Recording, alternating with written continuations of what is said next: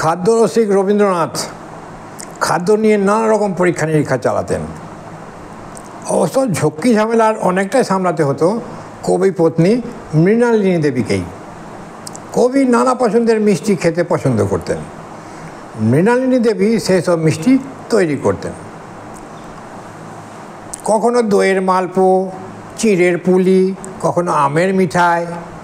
একবার মৃণালিনী দেবী গজার এক নতুন সংস্করণ তৈরি করেন, যা খেতে অতি সুস্বাদু। কবি এর নাম দিলেন পরিবন্ধ।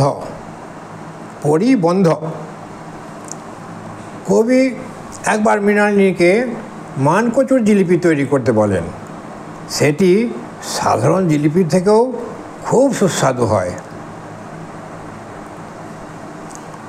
একবার চিকিৎসাবিদ্যার গবেষক বসু বিজ্ঞান মন্দিরের সদস্য ডক্টর জ্যোতিপ্রসাদ সরকার শান্তিনিকেতনে এলে কবি তাকে চায়ের টেবিলে নিমন্ত্রণ করে পান্তুয়া খাওয়ান।